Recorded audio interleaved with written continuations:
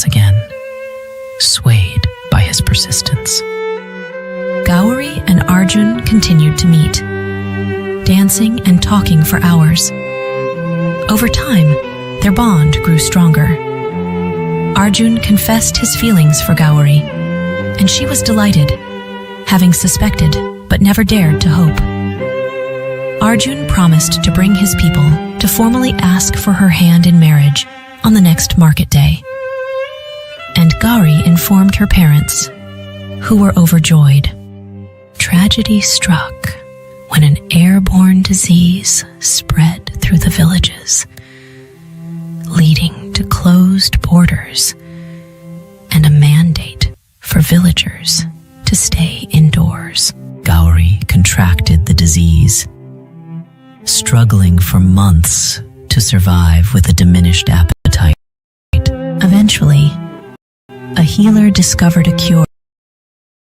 Gauri recovered, a significant almost as slim as her sisters. And her newfound beauty attracted attention from men who had previously ignored her.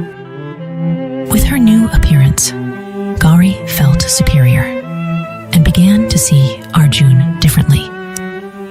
When the borders reopened, she met Arjun, but treated him coldly, rejecting his affection and declaring she no longer wished to marry him. Devastated, Arjun tried to reach out to her, but she ignored him, entertaining wealthy suitors instead. Gauri decided to host a wrestling competition for her suitors, promising to marry the winner. Men from far and wide signed up, and her father invited royalties and affluent people. Gauri secluded herself for beauty treatments, but her old eating habits returned, and she regained her weight. On the day of the event, the suitors were shocked to see Gauri's appearance and left in disappointment. Among the crowd, Gauri saw Arjun, now dressed in royal attire, revealing his true status as a prince, who had disguised himself to enjoy music among commoners. Realizing she had lost a good man who loved her unconditionally, Gauri watched him walk away. She never found love again, and eventually became the 10th wife of an old chief.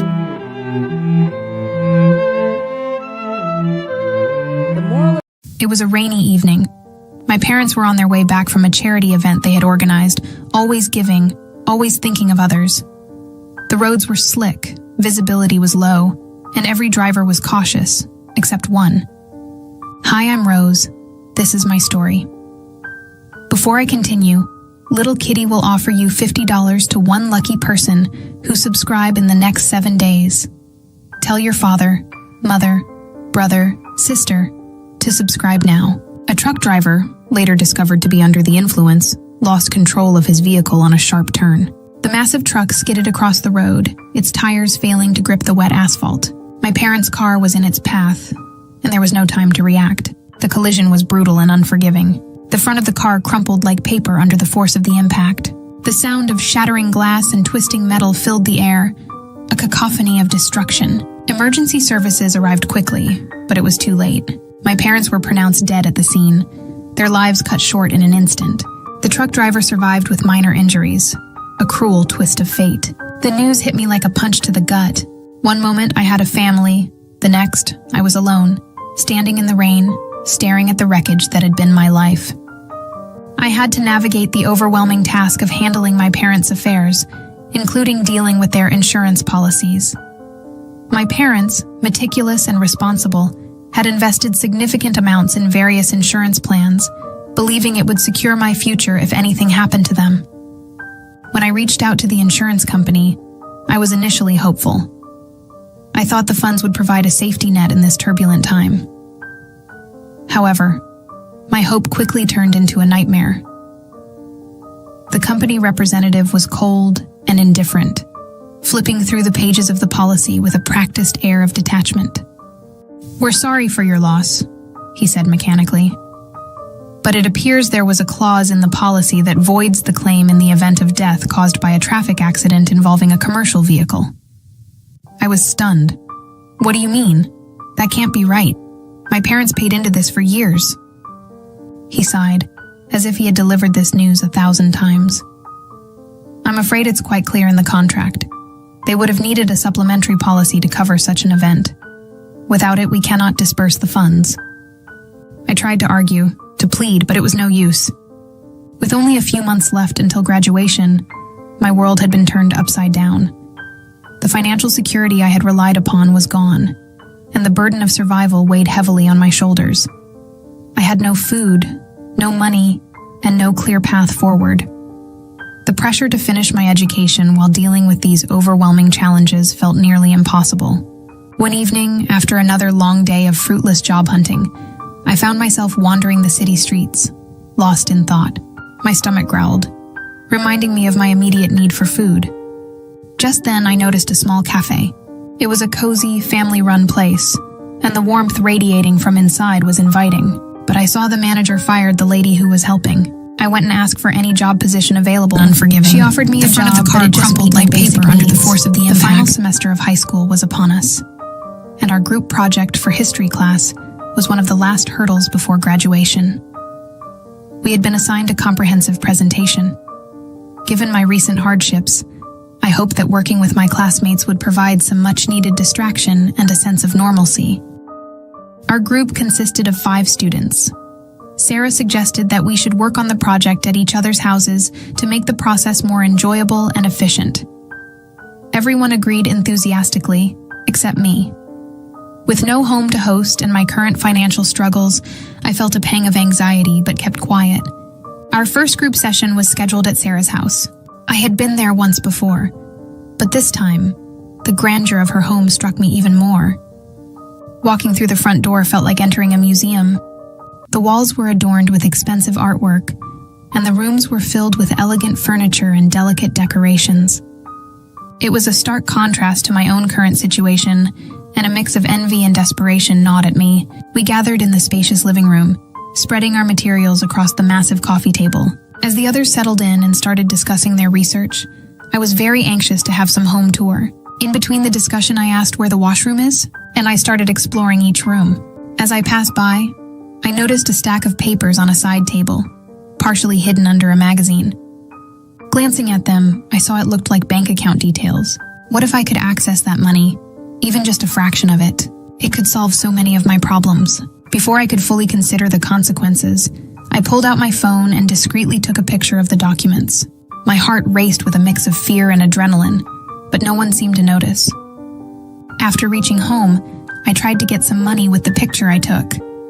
But to my surprise, it just worked. I was very afraid, and waited few weeks before I do the next transfer. Slowly, I started transferring large amount of money, but nobody complained about it. I become more confident. I become rich. I started renovating my house and bought a new luxurious car. Jack asked me one day, "How am I getting so much money?" I said it was my parents' hard work.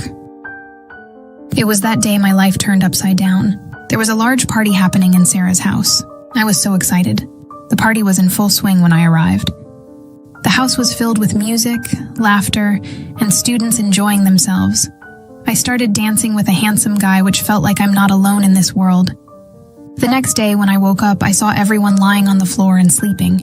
I gave my phone number to the handsome guy. But then I realized I lost my phone. I started searching everywhere, but I couldn't find. My friends helped me in searching, but to my bad luck, I couldn't find. They said, "Don't worry, you can afford a new phone." But I said I wanted the same old phone, but there was no use. I decided to leave the party and head home, feeling more anxious than ever. The next morning, there was a knock at my door. I opened it to find 2 police officers standing there. My heart sank. "Are you Jenny?" one of them asked. I nodded, feeling my stomach churn. "We're here to arrest you on charges of attempted theft and unauthorized access to financial information." As they led me away, I couldn't help but feel a deep sense of betrayal. It quickly became clear that the party had been a trap set by Sarah. She must have taken my phone and alerted the authorities. I was terrified, knowing that my desperate actions had finally caught up with me. In court, I met with a public defender assigned to my case. The evidence was damning, and my confession to Sarah only made things worse. Despite my lawyer's best efforts, I was sentenced to 6 months in jail. The reality of my situation hit me hard, and I felt my world crumbling around me. After being released from jail, I was determined to turn my life around. I threw myself into my community service and began to find stability through part-time work. During this period, Mr. John, the lawyer who had helped reduce my sentence, continued to mentor and guide me. One day, during one of our meetings, Mr. John brought up the topic of the insurance company that had taken my parents' wealth. "I've been thinking about your case," he said, his expression thoughtful. "The way the insurance company denied your claim seems highly questionable. I believe they might have cheated you out of your rightful benefits." Mr. John filed a lawsuit against the insurance company on my behalf. The legal battle was intense, but Mr. John's dedication and expertise were unwavering. After several months, the court ruled in our favor. The insurance company was ordered to pay out the full amount of the policy. The victory was overwhelming. The funds provided a much-needed financial cushion, allowing me to focus on rebuilding my life without the constant pressure of financial instability. During this tumultuous time, Mr. John and I grew closer. His unwavering support and belief in me had been a lifeline through my darkest moments. We spent more time together outside of our legal meetings, sharing our stories, dreams, and hopes for the future. He held my hands, looking into my eyes with love and determination. "You've overcome so much," he said softly. "I want to be with you for every step of the journey ahead. Will you marry me?" Tears of joy filled my eyes as I nodded, unable to find the words. "Yes," I finally managed to say, my voice trembling with emotion. "Yes, I will." We exchanged rings in a small, intimate ceremony surrounded by close friends and family. Together, we looked forward to a future filled with possibilities, knowing that no matter what challenges lay ahead, we would face them together. Mr. John had not only helped me reclaim my past, but had also given me a future filled with hope, love, and unwavering support.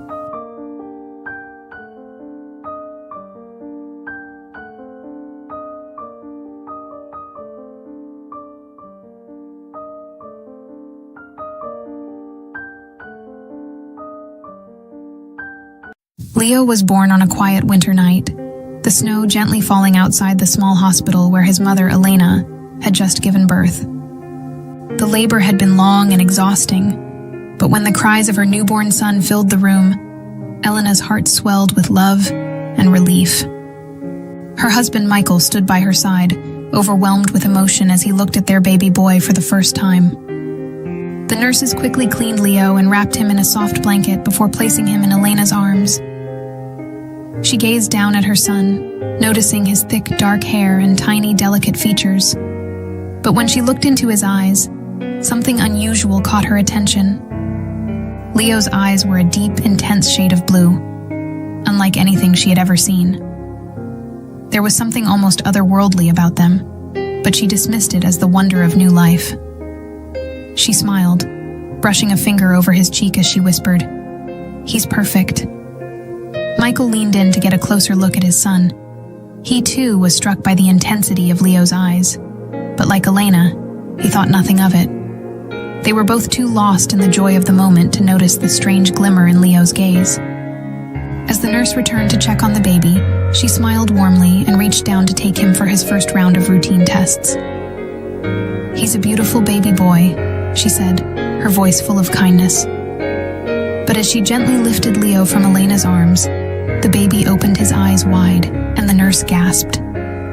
Leo's eyes locked with the nurse's, and within seconds, her expression twisted from one of warmth to pure terror.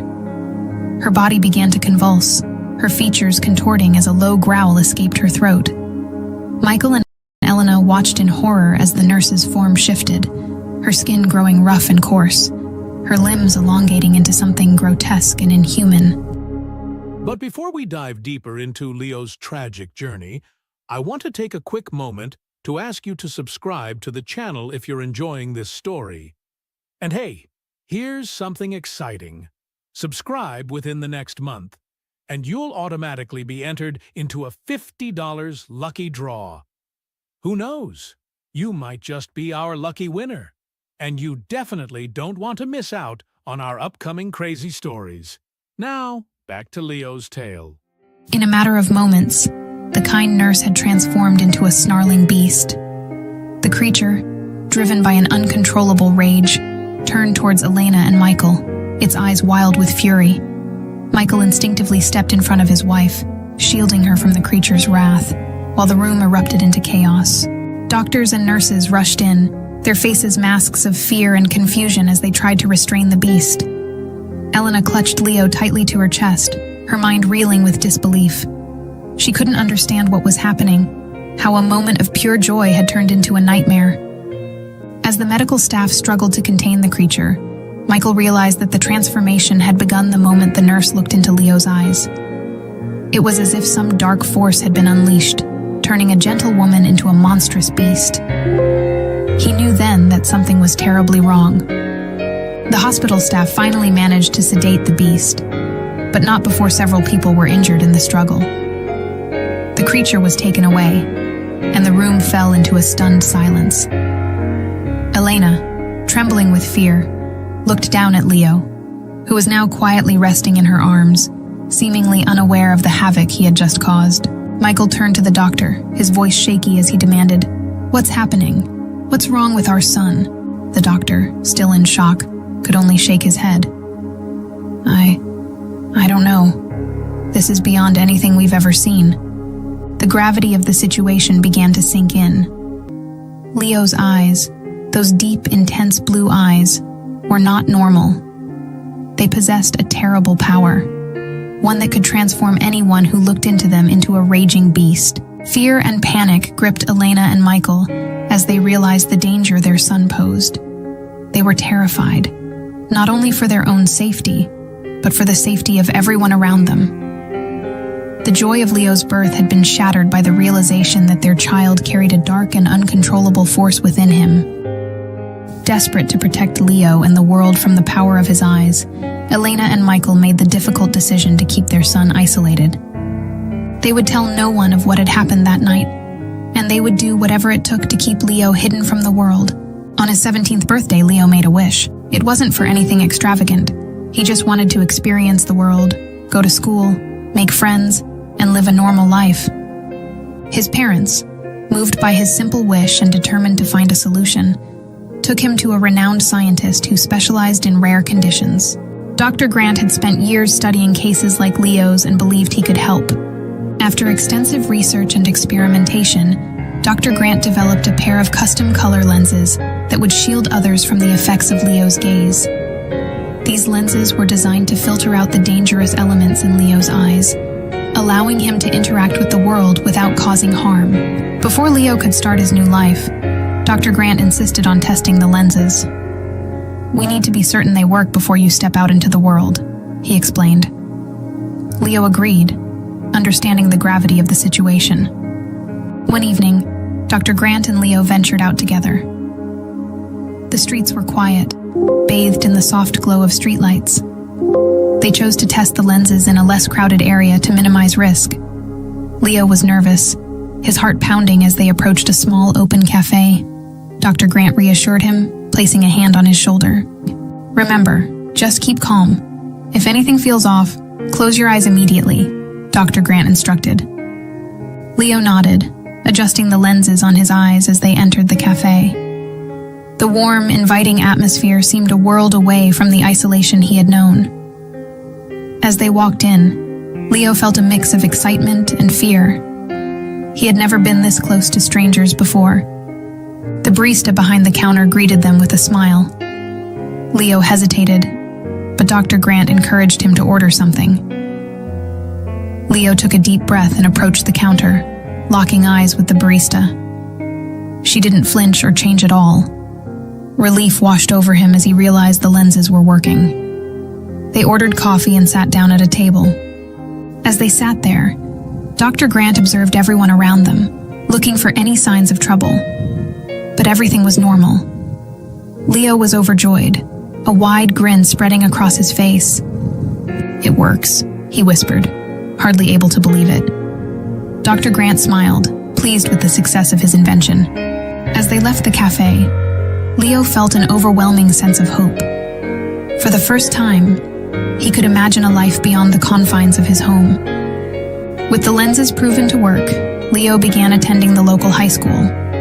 He quickly made friends and even joined the throwball team, where he excelled. But it wasn't just school and sports that made his new life special. It was a girl named Lily. Lily was in several of Leo's classes, and from the moment they met, he was captivated by her. She was kind, funny, and had a warmth that drew him in. They spent more and more time together, studying, laughing, and talking about their dreams. For Leo, it was like living in a dream. Everything he had ever wished for was coming true. As the weeks passed, Leo and Lily grew closer. They would often meet after school at the cafe where Leo and Dr. Grant had tested the lenses. It became their special place. Leo found himself falling deeply in love with her, and it wasn't long before he confessed his feelings. To his amazement, Lily felt the same way. Their relationship blossomed, and for a while, Leo was happier than he had ever been. He was thriving in school, excelling in sports, and in love with a girl who made him feel like the world was finally within his reach.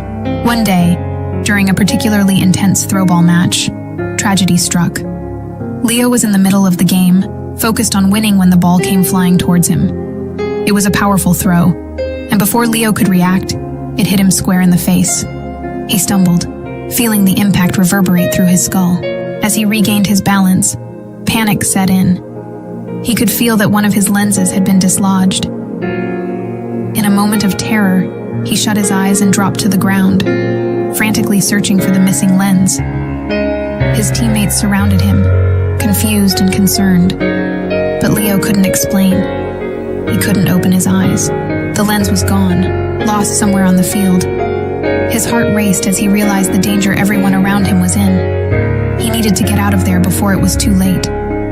With his eyes tightly shut, Leo bolted from the field, ignoring the shouts of his coach and teammates. He didn't stop running until he reached the safety of his home. Bursting through the door, he shouted for his parents, his voice trembling with fear. "What happened?" his father asked, alarmed by Leo's state. "The lens. I lost it," Leo gasped, his voice shaking. His parents acted quickly, drawing the curtains and turning off the lights to ensure no one would accidentally meet Leo's gaze. They knew the consequences could be catastrophic. Later that evening, Dr. Grant arrived with a replacement lens, but the damage had already been done. The incident at the game had spread like wildfire through the school, and people were starting to ask questions. Leo's confidence was shattered, and he was terrified of what might happen if he lost control again. Despite the new lens, Leo began withdrawing from everyone, including Lily. He was afraid of hurting her, of the beast within him ruining the life he had built. Lily noticed the change in him and tried to reach out, but Leo pushed her away, terrified that his curse would one day harm her. But Lily refused to give up on him. One evening, she went to Leo's house, determined to talk to him. Leo's parents reluctantly let her in, but warned her to be careful. She found Leo sitting in his room, the weight of the world on his shoulders. "Leo, what's going on? Why are you pushing me away?" Lily asked, her voice filled with concern. Leo hesitated, but he knew he couldn't keep the truth from her any longer. With a heavy heart, he told her everything. But fate had other plans. A few weeks later, Lily and Leo were walking home together after school. They were taking their usual route through a quiet park when a group of rowdy teens approached them, looking for trouble. They started harassing Leo and Lily, trying to provoke a fight. Leo tried to keep his cool, but when one of the boys shoved Lily, something inside him snapped. In the heat of the moment, Leo's anger flicking, he glared at the boy. The lens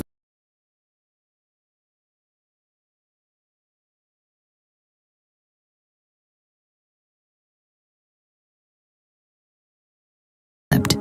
The boy's eyes widened as they locked with Leo's, an monstrous beast.